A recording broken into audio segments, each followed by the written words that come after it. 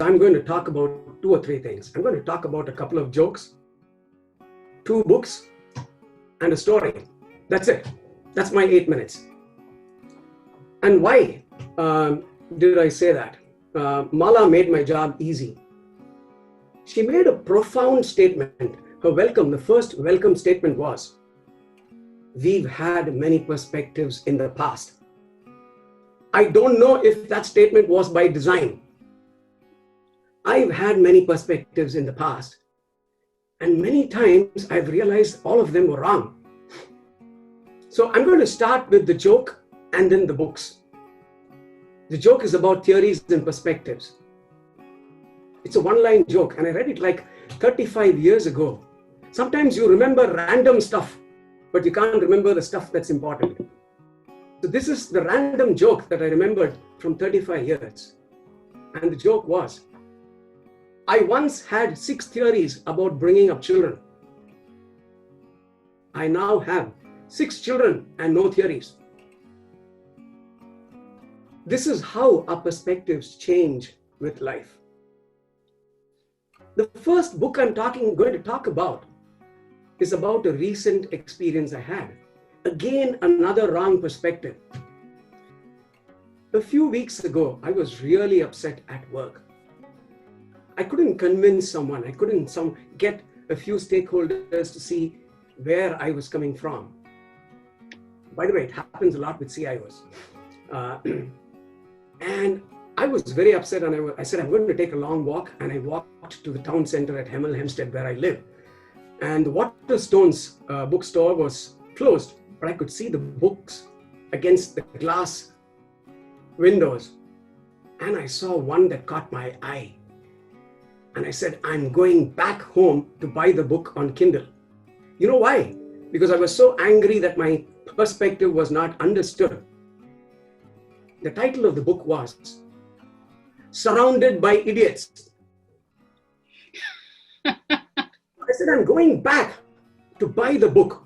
I actually walked back. I shortened my walk and I came back and bought the book. It's called Surrounded by Idiots by a guy called Thomas Eriksson, a Swedish author and motivational speaker. And then I found my perspective was wrong. I was hoping to see that the book would tell me how I could convince people that were wrong. And the book came back and said, you were wrong. Because the title was really appealing to my current state of mind. And I said, I have to read this book. When I opened the book, it said, you know what? The problem is with you. All kinds of behaviors and all kinds of perspectives are absolutely normal. The book is actually expounding the theory, the DISA theory of the 4 big behavioral theories, categories of dominant, inducement, compliant, submissive, or submission, right? The famous DISA or DISC theories on how you categorize people. Nothing is right and nothing is wrong. Everything is right. I wouldn't say nothing is not right. Everything is right. There's no wrong. So it again proved my perspective was wrong. But why am I quoting this book? Because we live in times. I made a flippant remark about everyone having a perspective about the new normal.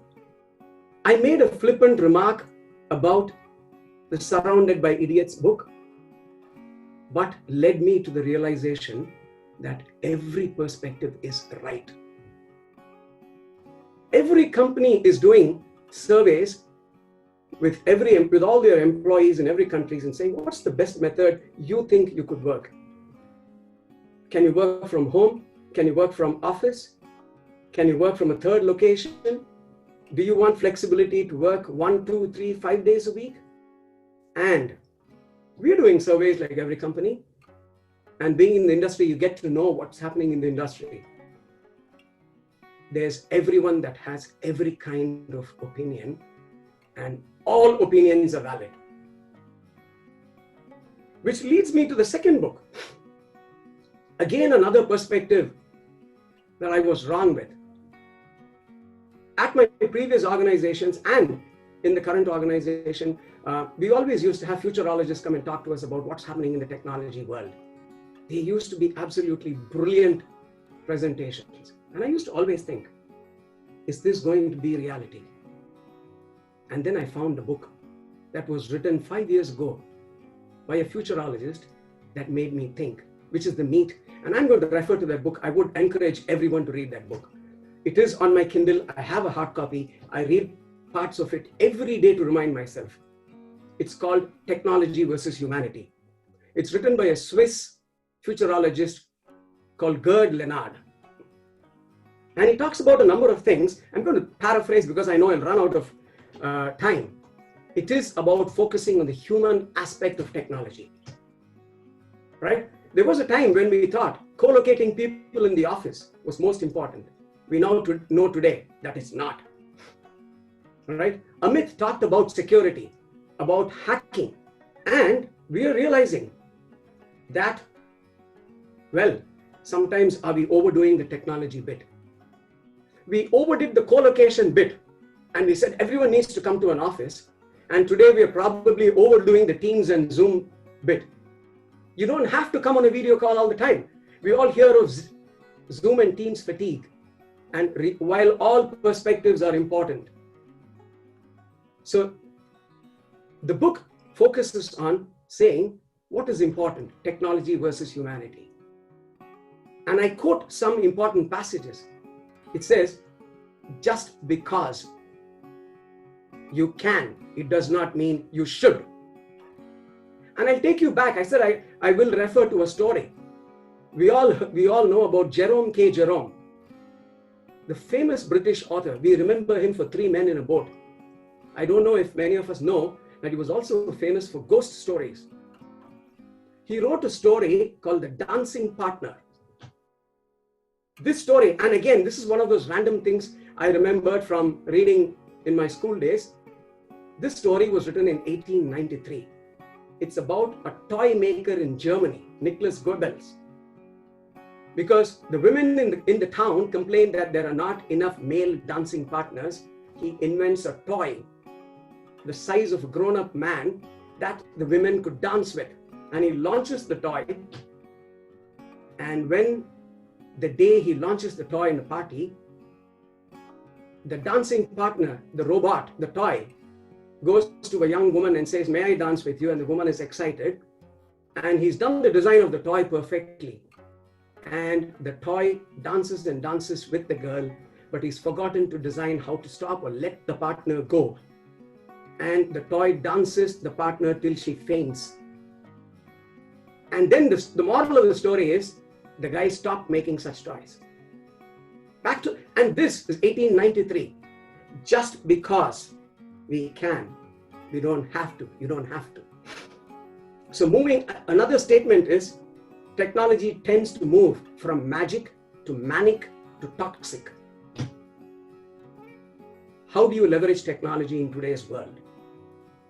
And which is why I found this book fascinating. In the end, the technology is not what we seek, but how we seek. All the big companies are talking about ethics in artificial intelligence. 5 days ago, did you see the Google announcement where they said they've trained 5,000 of their employees on designing solutions and using AI with the right ethics to make sure that people developing algorithms do not bring in inherent biases in the algorithms. In the telecom sector, Deutsche Telekom was the first telco that actually defined an ethics plan for their AI. Comes back to the book and comes back to saying, bringing